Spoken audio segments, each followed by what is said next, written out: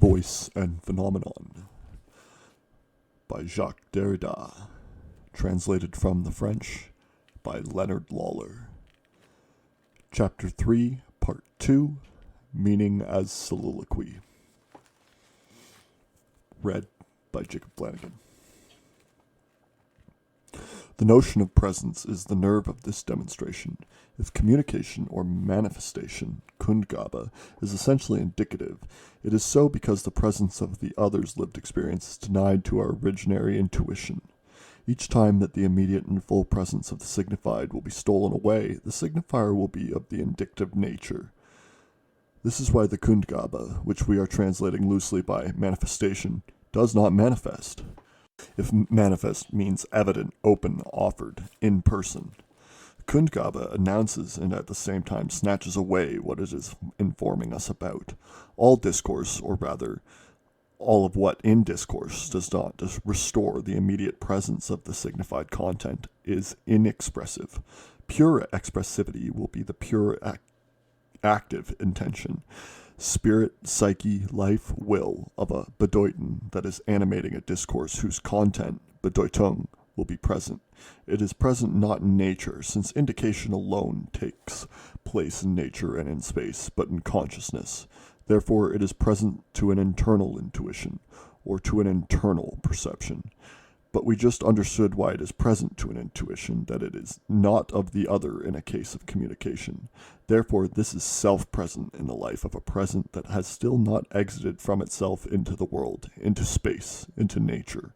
With all of these exitings exiling this life of self-present into indication, we can be sure that indication, which covers so far nearly the entire surface of language, is the process of death at work in the signs. As soon as the other appears, indicative language, which is another name of the relation to death, no longer lets itself be erased. The relation to the other as non-presence is therefore the impurity of expression, in order to reduce indication in language and attain once more finally pure expressivity. It is therefore necessary to suspend the relation to others. Then I would no longer have to pass through the mediation of the physical side, or through any appresentation in general.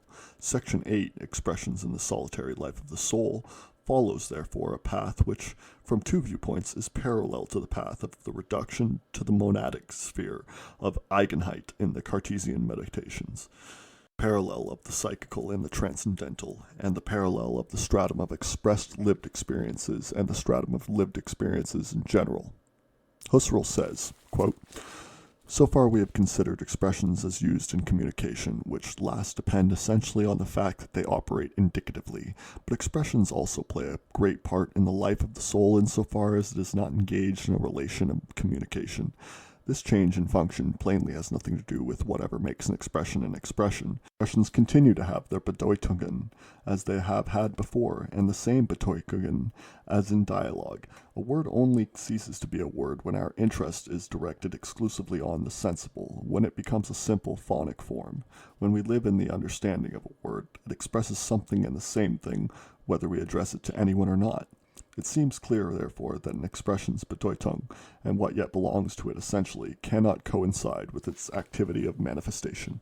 Unquote. First advantage of this reduction to the interior monologue, therefore, that the physical event of language seems to be indeed absent from interior monologue.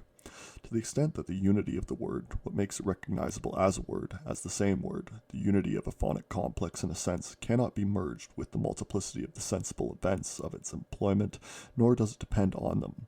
The sameness of the word is ideal. It is the ideal possibility of repetition, and it loses nothing with the reduction of any, and therefore of every empirical event marked by its appearance. While what we are used to as an indication, the distinctive sign, must be perceived by us as an existent, the unity of a word owes nothing to its existence, Dasein, existence, its expressivity, which does not need an empirical body, but only the ideal and identical form of this body, insofar as it is animated by a wanting to say, owes nothing to any mundane, empirical, etc. existence. In the solitary life of the soul, the pure unity of expression as such should therefore finally be restored to me. Is this to say that in speaking to myself I communicate nothing to myself?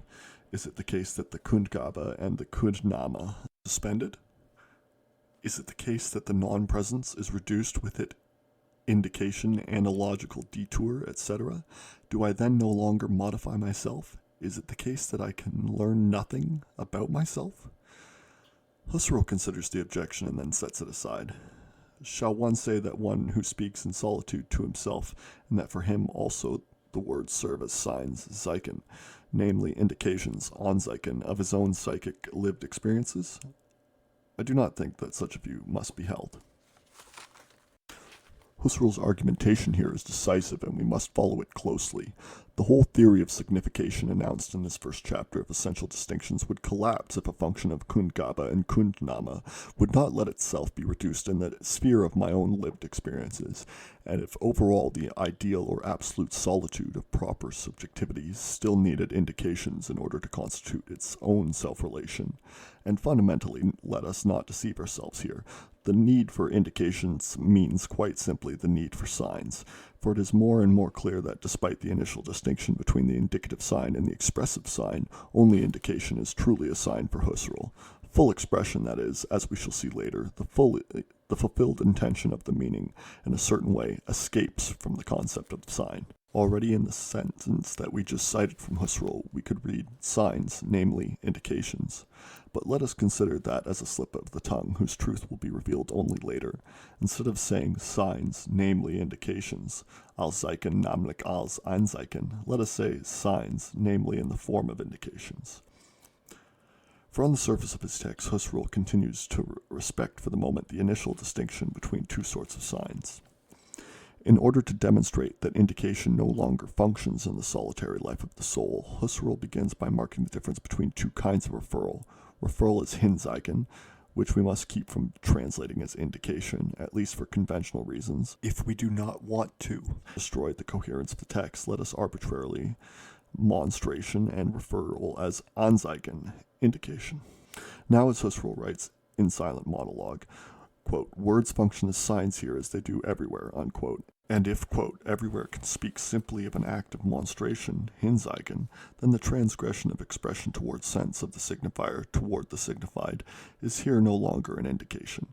The Hinzeichen is not an Anzeichen, for this transgression, or, if you like here, this referral, does without all existence, Dasein, existence.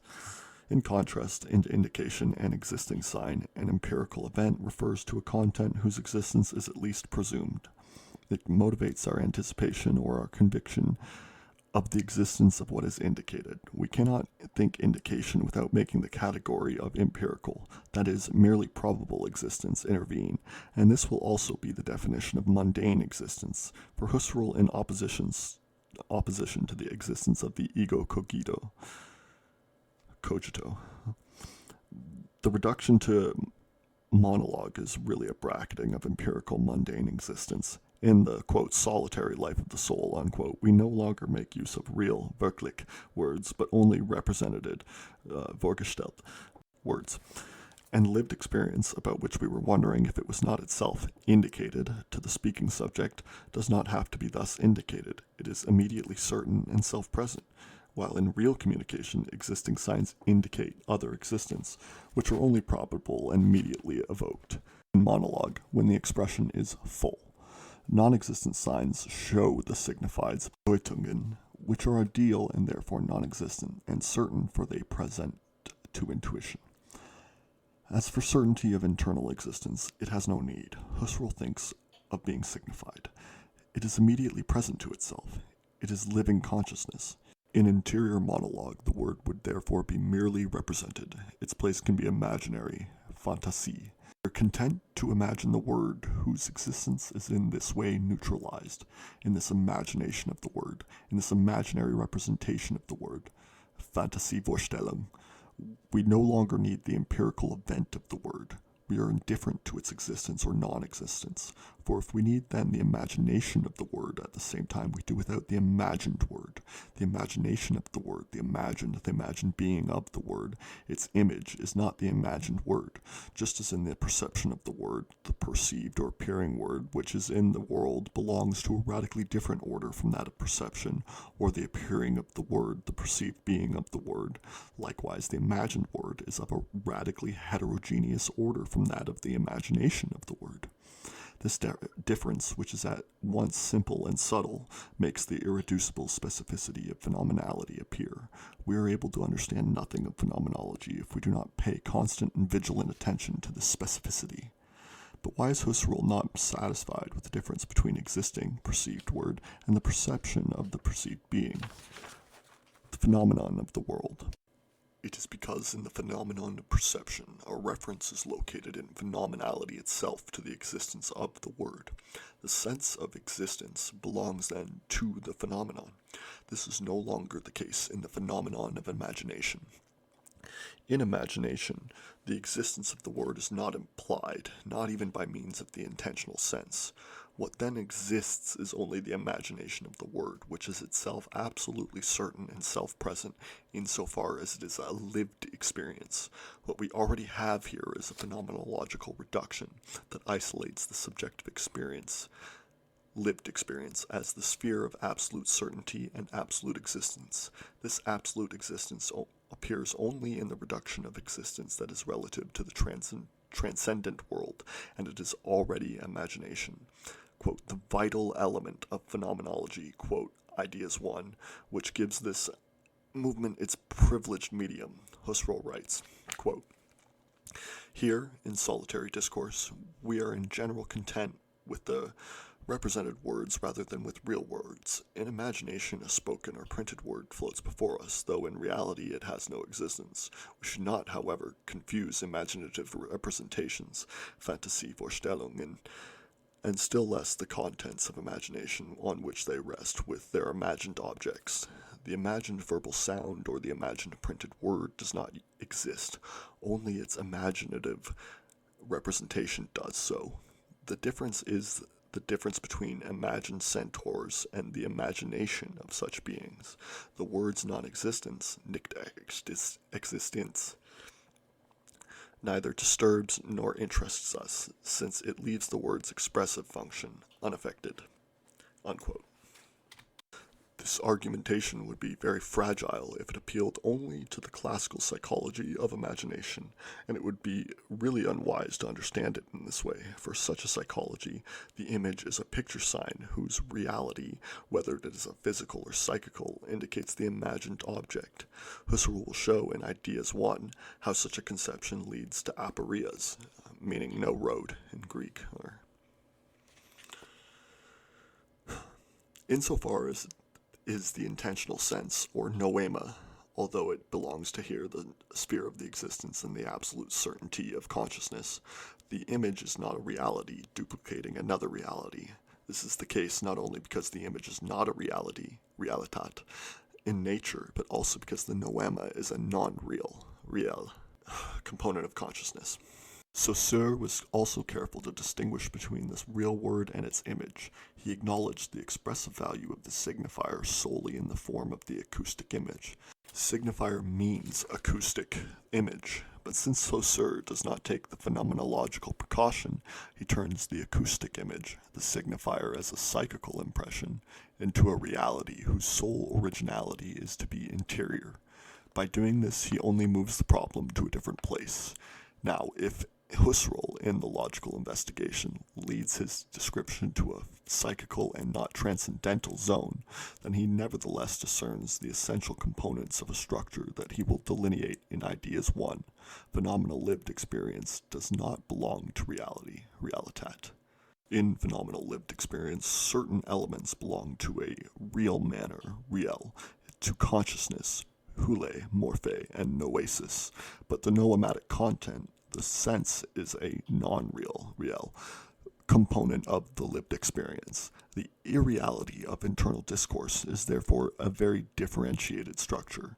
Husserl very precisely writes, although without emphasis, quote, "A spoken or printed word floats before us, though in reality it has no existence. We should not, however, confuse imaginative representations, Fantasievorstellungen, and still less the contents of imagination on which they rest, and their imagined objects."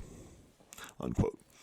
Therefore, not only does the imagination of the word, which is not the imagined word, not exist, but the content of this imagination exists still less, than the act.